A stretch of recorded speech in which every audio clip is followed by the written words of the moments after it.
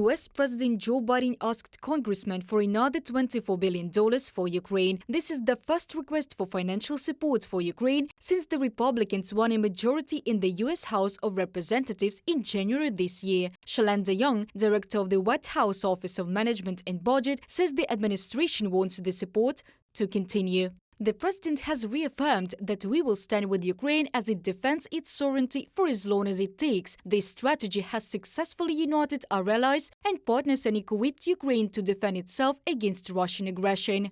Shalanda Young, director of the White House Office of Management and Budget, in a letter to Kevin McCarthy, Speaker of the United States House of Representatives. Some moderate Republicans on Capitol Hill say that the counteroffensive of the Ukrainian armed forces and its results should influence the transfer of another aid package from the US Congress to Kyiv. At the same time, a group of 45 right-wing Republicans, the Freedom Caucus, clarified its position on the allocation of money for Kyiv. Lastly, we will oppose any blank check for Ukraine in any supplemental appropriations bill, from a Freedom Caucus statement.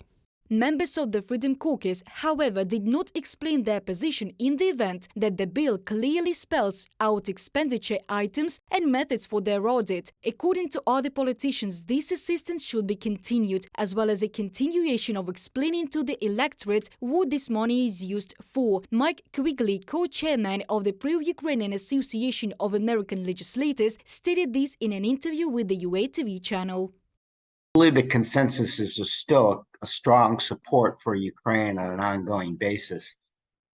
But there's not a conflict that doesn't have some war weariness at some point or another. So, I feel it's my role to continue to inform, educate, advocate. As you know, I've been to Ukraine. I was there a year ago, plan to go back as soon as possible, and to continue to talk about it in the media, on the House floor, but particularly when I meet with my constituents across the district. Even during the Second World War, there were films that came out in the middle of it by Frank Capra. They were basically Why We Fight.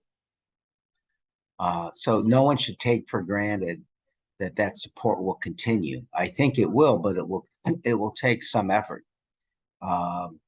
I do think the relative success that the Ukrainian army has had helps,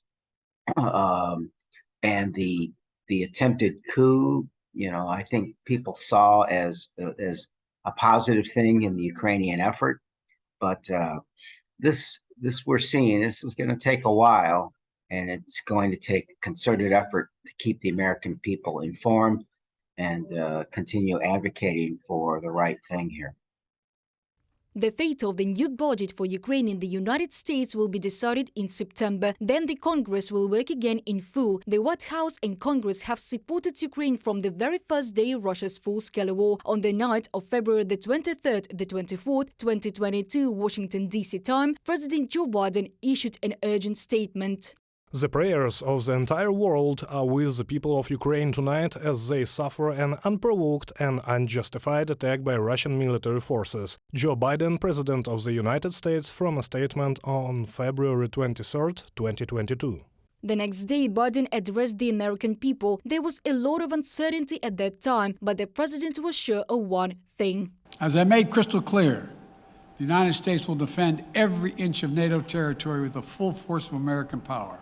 Later, White House Press Secretary Jen Psaki said that Kyiv could fall. At that time, the administration underestimated how strong the Ukrainian resistance would be. Kyiv falling is a real possibility, and we've continued to see Russia's progression. Even as we've seen resistance on the ground, Russia's military continues to advance toward Kyiv. So there is that real possibility. And on the same day, the Biden administration allocates $350 million in aid in the form of military equipment to Ukraine. Already in March, this list was replenished with javelins, stingers, and ammunition for $200 million. According to the United States government, since the Biden administration came to power, the USA has provided Ukraine with $43.7 billion of military assistance. Reported by Dana Kolesnik, Mike Hoffman, UATV News.